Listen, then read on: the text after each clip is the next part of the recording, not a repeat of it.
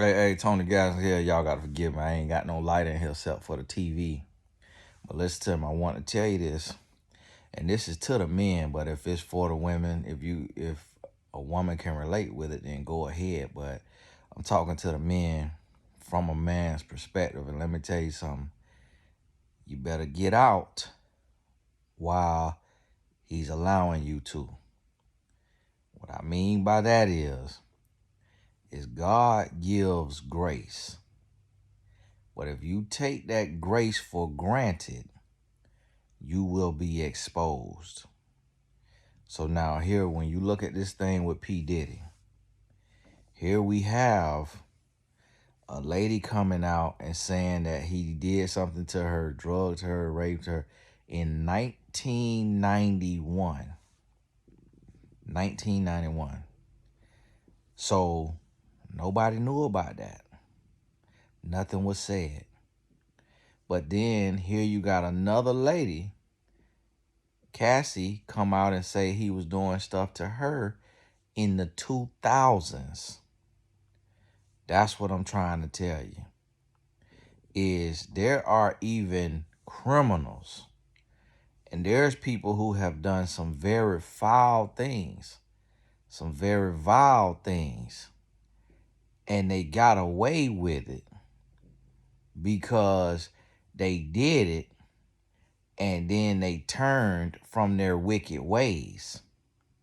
When you think about your life as a human, not everything that you have done does your mother even know, or your father even know, your spouse even know, your sibling, your best friend. There are things that have happened in your life, things that you've done in your life, either things you've done or things that were done to you that you plan to take to your grave.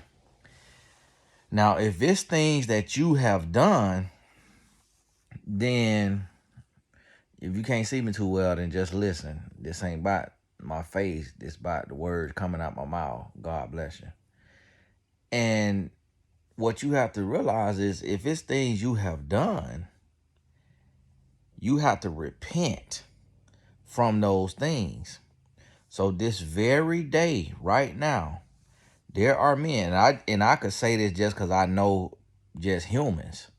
There are men who are single and dating, and they are respected individuals, and they are going on dates with these women, and then they having an in-home date with these women, and they kissing on these women, touching on these women, and they going a little further and further and further, and the woman is saying, no, stop doing that, and the man keep doing it. And there are men who are notable individuals who are forcing themselves on the woman. See, listen, in these situations, you can't blame the woman for nothing. You can't blame her for having on no short skirt. Can't blame her for going to his house. Yeah, she could have chose not to go to his house, but she also wasn't expecting him to be a monster. And he had to have control over himself. So just like we want her to have control over herself, he has to have control over himself. So he needs to know that no means no. He needs to know that it's never okay for him to impose his will, for him to force himself. And I'm going to tell you, I remember being in college, and I'm going to this school, and I'm at a predominantly white school, and the white young ladies started to reach out to me on the IM. They started to reach out to me like, hey, how are you? I'm good, I've been wanting to talk to you, or do you have a girlfriend? You're very cute, or whatever they saying, do you want to come over? And it was these two young white ladies at the college, and one of them was like very coveted. She was seen as like one of the most pretty much like the prettiest girl on the campus. And we got over there. I'm over there. We hanging out. I'm probably 18 years old. And, you know, stuff get to going where it's going. And then right when it get there, okay, boom. She say, "No, I don't want to." Guess what I did? Cut it off. Done. Finito. The same thing happened not long after that. Young lady, same thing. Get there, bot there. Nope, I don't want to. Finito. Done. Just like that. Now, when you in that moment as a man, every man know this, not every woman knows this or understand that. So if you're a woman, just kind of please sit this one out to the comment on stuff that you might not understand. And I'm going to teach y'all ladies this. When a man thing, when that thing down there beneath the belt, when it stand up and it get to going, the brain start to short circuit. All the blood is going down there. All the blood is down there. So when that thing is up, it's up and it's stuck. And whatever it got its mind set out to do, it's finna do it. It's ready to do it. And you have to be very, very mentally strong. Everything got to be clicking.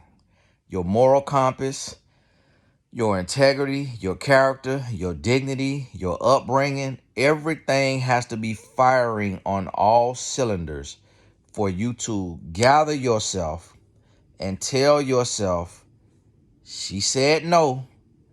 I don't care how hard this thing is. I don't care what it's getting ready to do. She said no. Everything must stop. Hard stop. Now, I will be honest with you. I would say if we on a good day, I would say 70% of men could stop themselves. And that's like everything in the world is aligned and going perfect. On a regular world with the kind of sin and debauchery we got, me being a man and me having the mind of a man and me knowing how a mind works and me knowing how hard it is, even though I was raised with integrity and character and dignity in a two-parent household, I think about, okay, what if I was raised by savages? What if I was in a single-parent household and the single parent wasn't that thorough or a good parent? Like, if I remove almost anything of what I come up with, I wouldn't have been able to stop myself because I wouldn't have the wherewithal, the human decency, and this is where men go to lying at, and this is where women get shocked at. Because a lot of women don't understand, especially if you have not gone through it. But there are some women who have gone through it at the hands of their father, at the hands of their brother, at the hands of their uncle, their mother's boyfriend, or their stepfather, the woman's boyfriend, her ex-boyfriend, her husband, her ex-husband. There are several, countless, there are millions of women who have gone through this with a man asserting dominance, with a man imposing his will against her will. And what I want women to understand is that's why it's so important that the man you're dealing with has a foundation with God, that he knows God, that he knows who he is as a man, that he knows who God is, and that he has some character and some integrity. Otherwise, you're going to go through. You're going to go through. And this is what I try to get people to understand. And so here's the thing. When I see this, and now it's a young lady. Now, the thing about it is, I believe people could change. I believe men and women could change. Humans could change. There's another a commentator. Marcellus Wiley. It just came out. A lady accusing him of something, I believe, in college. And that's typically where it happens. That's typically where it happens. Now, there are women who could lie. We know a woman could lie. We know a woman could lie and try to get some money, try to make something up. That's a very sad place to be in. Very sad place. And I could tell you this, as a woman, any woman, for any woman to tell you, if you are a woman and you lie on a man about doing something to you out of spite, vindictiveness, a money grab, the price you are going to pay from God is a price you cannot afford. If you intentionally sabotage and try to destroy someone's life just because of your brokenness or your trauma or your greed, and what you're saying is a lie, I do not want to see the price for that payment. I'm here to tell you, please don't ever do nothing like that. Go skydiving. Like, you need a thrill, go skydiving. You be better off faking a wreck to get an insurance claim. Be better off pulling in front of somebody in traffic and slamming on brakes so they could rear end you and get you a check that way if you need a check. It's like, don't go lying and ruining somebody's life. Now, it's hard to tell what's a lie and what's not, because when you a man and you understand men and you rooted in reality, I notice a lot of men who make a lot of excuses for men. They are men who never were like wanted by women. Like, they never were like chased by women. They never were really desired by women. And they never were like in the in crowd with men, unfortunately. And so they just kind of have this demeanor that's like they want so bad to be liked by men, because they've never really been seen as like cool or like accepted. And they want so bad to be liked by men and to be accepted by men and to be embraced by men. And they also are vindictive towards women because they've never been desired by women or chased by women. And those are the type of men I see today who are making a lot of excuses for men. Like, literally calling what Cassie did to Diddy a money grab. And just jumping right to that, not even knowing the facts, not even understanding men, not even being able to read a man and see what a man is capable of, but just saying, oh, that's a money grab. And just really not even processing that no amount of money can make up for what she got to go through publicly and what her kids gonna see and hear and feel and have to go through based on their mom's story. And there were some people that's thinking that just because her husband isn't black, that he's not gonna go through emotionally. And thinking that just because he's known about this for years, that now that it's public knowledge that the whole world hears about it, that he's not gonna go through emotionally. Every human will go through. That doesn't mean he's not gonna support her, but that doesn't stop his mind from having nightmares. That doesn't stop his mind from playing the visuals of what she put in the lawsuit. That's the human mind. Like, nobody can stop that. That's how the mind works. So you could be completely, fully supportive of your family member or lover or whoever, but that doesn't stop you from seeing in your mind what they said they went through. Picture that yourself. Like, if your spouse said that they went through all of this traumatic stuff, even if you support them, you still going to visualize that and internalize that, especially if you're empathetic. In order to be empathetic, you have to feel what they feel. to the best of your ability, that's what your heart and mind is going to desire to do, so that you can try to have some semblance of understanding about what they're going through.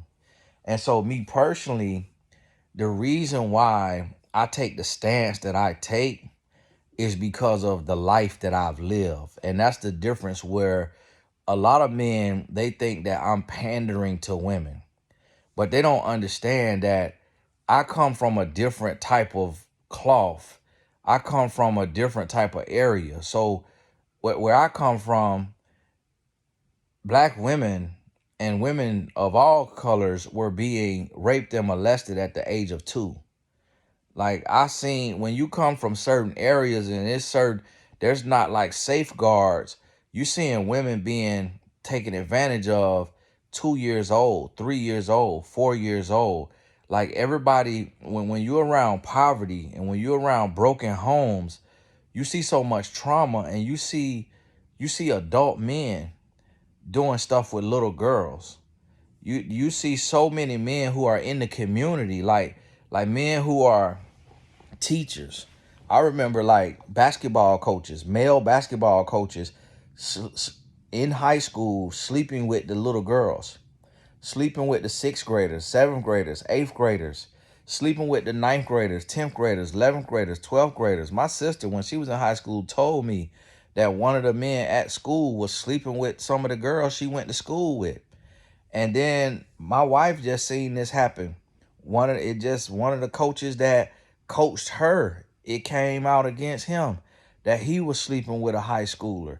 Like, when you really are tapped in and you really paying attention, and you don't just have on blinders, and you trying to convince yourself that men are innocent and that men are always the victim and men are pure, in most cases, like, I done been in situations to where when I went to college, it was you got grown men sleeping with the 14, 15-year-olds, and not just sleeping with them, but running the train on them, running the train on them. It was a young lady who was being passed around throughout the whole football team. And then her daddy came up to the school, and that's when some people was notified that this young lady was like 14, 15, 16 years old. I can't remember how old they said she was, but I remember seeing her around with the team getting slaughterhouse, her and her friend who also was a high schooler. And here's the thing, like, when I was in high school, it was situations to where there's one young lady and she sleep with 5 to 10 men back to back to back to back. It's like, I done been around and seen some things to where I know. So a lot of times when I hear the stuff, because of what I done seen, like, you got to realize, like, I done seen loved ones, men, beat the brakes off a woman. I'm talking about shatter the woman's face, jaw broken, eye bloody, face bloody. My aunt, my blood aunt, my mama's sister, she have permanent, and she tell her story. She ain't ashamed of it, but she tell her story. Permanently swole eyes. You see right here, this bone right here? When you get hit right there so many times, it's like a contusion or something happened. She have a knot on her eye that's like this. And she got a knot on this eye. And you see this here lip, she got knots. She got a knot on both sides of her lip. Both sides of her lip. Her finger is turned sideways from being broken and never being put back in place. Scars in her face. Like, this what I'm trying to tell you. Like, I come from where it really go down at. And it's so crazy to me when I see men who are like so oblivious, and they never seen nothing. Like, they never, I'm like, where was you raised? Like, what kind of men were you around? Like, where I'm from Polk County, Florida. Like, this ain't the worst place in the world either. Like, it's cities that's way worse. It's counties way worse than Polk County. Way worse throughout the country. So I'm like, what? I'm like, What were you raised around to where when you hear these allegations come out, nothing in you can believe it? Like, I done seen the stuff happen. Like, I done seen it, heard it. Even when I was in college, a teammate from Ohio did a seminar for us as the players, teaching us how to beat on our girlfriend. And he taught us. He was older than me by 2 years, I think, or maybe by a year. But he taught us. He later went to prison, I think, for drug dealing. But he taught us, beat your girl, and when you beat your girl, make sure that you hit her in the ribs. He said, make sure you hit her in the ribs. Don't ever hit her in the face, because she can't hide her face and you can see the bruises. So hit her in the ribs, hit her in the back, and taught the team. We got 95 players. He was an OG, teaching the younger players how to beat a woman. This in college, a place of higher education. And we in college, I remember we had a young lady. I ain't gonna say her name because she might still be out here. She might be subscribed to me today. We had a young lady, and y'all gotta give me a drink of my ginger ale now. We had the young lady, and whenever the recruits come in town, I remember walking over there. And this is what I'm trying to tell you. It's across the board, because the guy who taught everybody how to beat their girlfriend, he was a black male. The young lady that I'm talking about right now, she was a white female.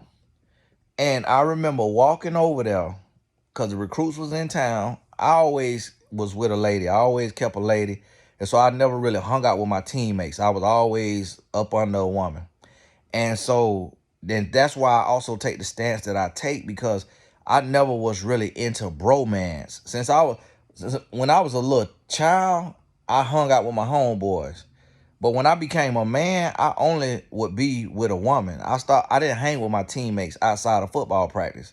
So I realized a lot of men are so in love with men that when stuff come out about men, they very defensive and they can't even process like the reality of men. Like they act like they've forgotten, like cognitive dissonance or something, like they've forgotten the reality of men. Like they never been around men. And it's mind-boggling to me. But this young lady, it was a line of guys outside her door. A line of guys outside her door. And they just one at a time go in there and get oral. Was going in there and getting oral sex from her. And it probably was 10 to 15 guys that she did that for. And that was just her thing. Like she wasn't being forced. She wasn't even being coerced. It was just her validation. It was her thing. And the reason being is it could have been because she was overlooked. Like, to me, I'm not good with like weight or anything like that, but she could have been closer to 300 pounds. And I remember she used to write me on the IM, when you gonna come over? When you gonna come over? I never once did anything with that young lady. And my teammates would do stuff with her. And I just was like, how can you do that, man? Like, she do that for everybody. Like, how you feel comfortable? Like, the woman, just based on statistics alone, the woman got to have something in her mouth. She got to have something in her mouth. Just statistics alone.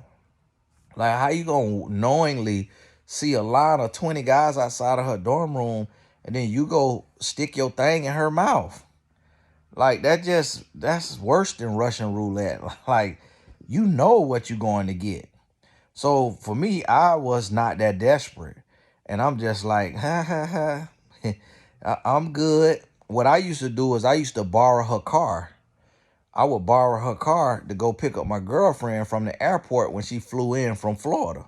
I used to borrow her car. That's what I do. And then she'll let me know. I remember one time she let me know, I know you went to the airport to pick up your girlfriend.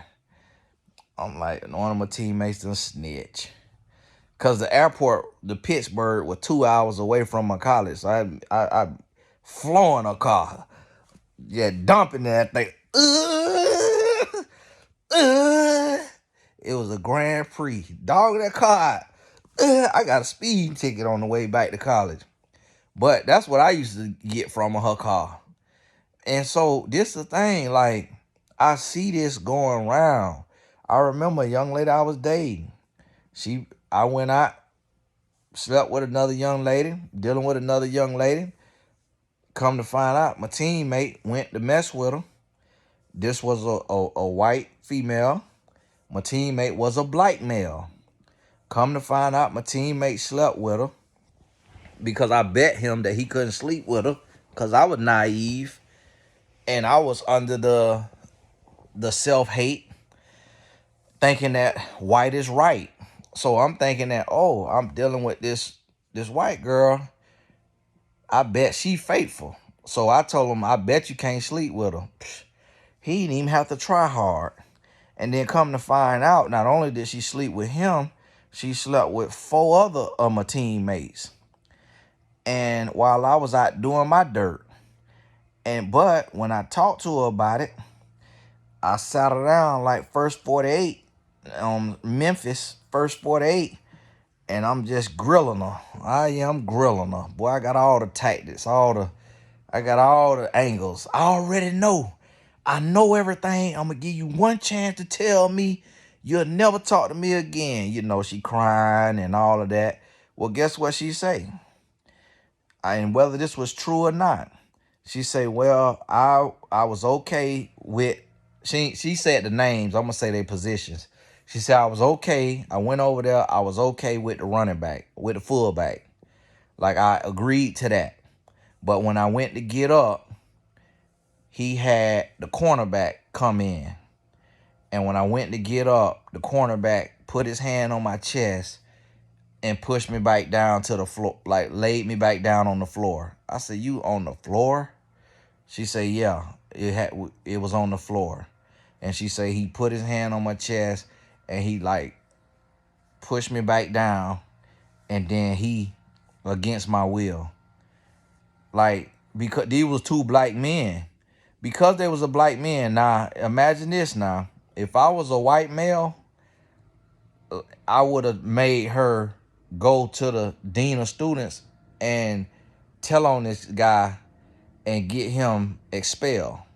But because these was my brothers, 2 black men, and because I knew I didn't really care, in that sense, like it was college, I knew how stuff was going down.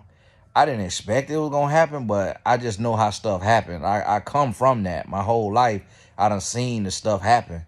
And so I know how it happened. So I was like, I ain't want to get them expelled, get them arrested, because we at a predominantly white school. These black men would have been up there in prison, thrown under the jail. And I just was like, well, you went over there, you a grown woman. That was your choice, that lesson learned. And I cut off, I stopped talking to her. She thought I was going to be like her boyfriend and become her husband. Ma'am, huh? What? Ma'am, I got to go. And so this what I'm trying to tell you, like, and I be explaining this. It was one Jezebel talking about I be oversharing. That is the dumbest thing in the world. Like, so what, you want a relationship coach, somebody that's not transparent?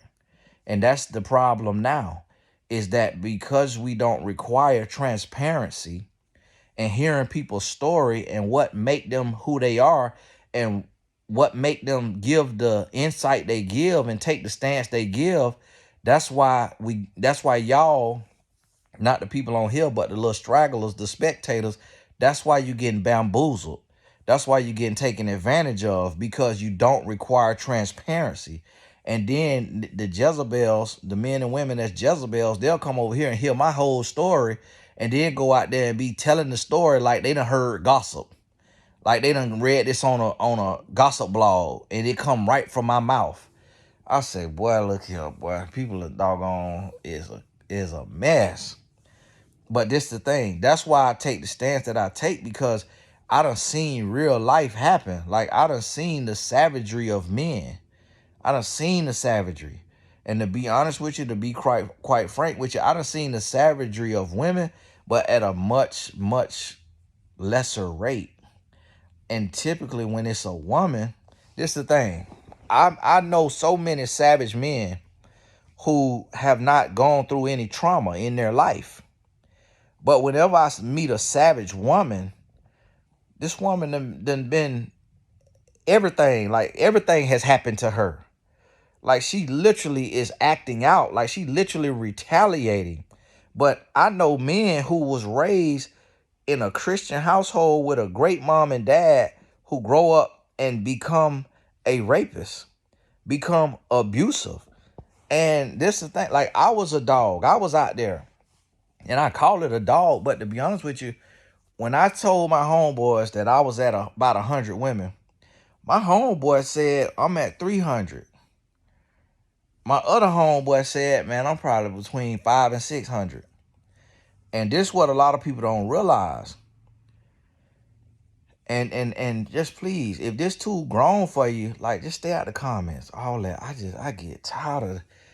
getting tired of just people acting like they were just a church mouse they whole life. And ain't see nothing but the communion crackers. Like, listen, we live in the real world. Like, I just don't understand where y'all done been at. Like, we live in the real world. Like, you got to come into reality. You know why I believe they numbers? Because I turned down a lot of women that they would sleep with. I was at where I was with standards. That's why that's why when people say, well, Tony, why you always like why you always preaching abstinence and abstinence? Because if I could get to 100 women between the ages of 15 and 21, and I had standards, meaning I was turning women down. I was telling women no. I was literally, I'm at the crib, like I'm at the house where all the boys at, not my house, but I'm at the hangout, and they got these women and they just slaughterhouse and and I'm like, nah, I'm good. Hey, bro, you ain't gonna get your none? I'm like, absolutely not. 5 of y'all done been in her. What do I look like, man? I'm not finna go do that. I'm like, man, and I'm like, and that's nasty, bro. That woman probably hurting. That woman probably sold. But these would be girls our age. We were boys. They was girls. We was in high school. They would be our age. And they would be over there to the crib, to the hangout, and just sleeping with 4, 5 men. And this is and the thing about it, I ain't got to lie about none of this. That's why I try to tell y'all, like, raise your daughter. Don't have your daughter. I know your daughter want to wear them little short shorts, but you don't know what else your daughter be doing. Why you want to be Miss Cool Parent and Mr. Cool Dad, and your daughter got her booty hanging out. Them boys in school, man, listen. We started getting fellatio, oral sex, in the 6th grade. I remember in the 6th grade, two white females asked me directly to my face, could they suck my thing? And a black young lady, a black female, asked my homeboy, could she suck his thing? And I remember me and my homeboy being like 6th grade. Do you hear me? 6th grade. And at this time, I'm in the church. I was pure, so I didn't do it. I was pure. Like the girls asked me. I was in the 6th grade and dating a black girl. She was in the 7th grade. She wrote me a note. So listen what we talking about now. 6th grade. How old are you in the 6th grade? Maybe 12 or something. So we talking about 1992 or something like that. No, 1996. We talking about 1996, 1990. Yeah, we talking about 1996 now. In 1996, My girlfriend was in the 7th grade. Before social media, we was writing letters. We ain't had no text message. She wrote me a letter and she said, it's time for us to have sex. She said, ride the bus home with me so we could have sex. Now, I talked to my homeboys and they say, yeah, bro, you know, she's sleeping with such and such, had sex with her, such and such had sex with her, such and such had sex with her. They came to me and was like, yeah, T, yeah, boy, we done been with her. The 3 boys that had sex with her, they was in the 10th grade. This 7th grader was having sex with 10th graders. And her brother was in the 10th grade. But he was like one of these boys that be on the podcast today. He wanted to be cool. He wanted to fit in. So he really wasn't an athlete like the rest of us. The rest of us was athletes. So he really wasn't an athlete on that level that we was athletes. So he wanted to be cool. He wanted to be around us. And so I was in 7th grade. I was hanging with the 10th graders because those my OGs. And we played sports together growing up. So when I started playing football, I was 7 years old. They 3 years older than me. They was 10 years old. They 3 grades ahead of me. So when I was in the 6th grade, no, some was in 9th, some was in 10th. And we all played football together. So I had been playing against guys in football that's 3 years older than me. You know, that's a big difference in size. And so here go her brother. He wanted to be cool, like a lot of these men on these podcasts. And see, that's why I take the stance that I take. Because I was in the other side of it. So men be like, oh, he a simp, he a simp, he a simp. Listen, man, when you done been on the side where you watching women get beat on, like you see women getting beat on, like you a young man and your aunties getting beat on, your cousins getting beat on, your family members beating on they women coming around you with broken ribs, black eyes, bust lips. Yes, you're gonna become a simp. I absolutely, if I'm a simp, I'll be that. I will be that. But I'm here to protect women. I'm here to stand up for women because I done seen the most vile of the vile. I've never seen, one time in my life, a Hispanic boy with a Hispanic girlfriend, he came to me and told me she punched him in the nose. But I've never seen a man get beat up by a woman. I've never seen a man get like body slammed and kicked in the ribs and his ribs broken by a woman. So it's like, why wouldn't I try to help women and protect women when I've only seen women be victimized my whole life? Like I've never seen a woman be the hunter and go out and do the damage. The women who went to do damage, they was doing it in retaliation. And it's like, if we really real about this thing, like, okay, yeah, you know a man who got shot by a woman. Why he got shot by her? 9 out of 10 times for cheating on her. She retaliating, but she done already been raped. She done been beat. She done been abused. She done went through all this trauma. And now this man was the straw that broke the camel's back. You got to really be real about the situation. So the reason why I take the stance that I take is because all I have seen in my life, I've seen men be hurt, but be hurt because they got cheated on. But typically when a man get cheated on, it's because if it's not because he been cheating on her, then she retaliate. The other time I see men get cheated on is when they go to a woman who they think is beautiful, but she think he ugly. And so because she done been beat on and used and abused and raped and molested and gone through all this stuff at the hands of men that she wanted, now she take and she bully and pick on Lil Ugly, meaning the little man who he want her because he trying to feel good about himself and he's seeking approval. So because he's seeking approval, he get with this woman that they're not looks compatible, and then she cheats on him with a thug or with a dope boy or with a man that she finds attractive, and now his heart is broken And now he has a podcast. Now all these men have a podcast because they were dating out of their league because they picked a woman with their little head instead of with their big head. But I saw that play out. I saw it play out. Like one time I was dating a young lady. She was like very mature. Like her body was mature. We was in the 9th grade. She was very beautiful. She was the prettiest girl in the school. And she was my girlfriend. Everybody wanted her. Well, I go over to my homeboy house, and all 3 of the brothers was my homeboys. Well, the middle brother, he was like, "Hey, bro, here go your girl picture."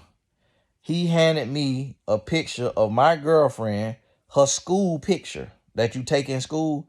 She had gave that to him because word on the street was she was sleeping with him.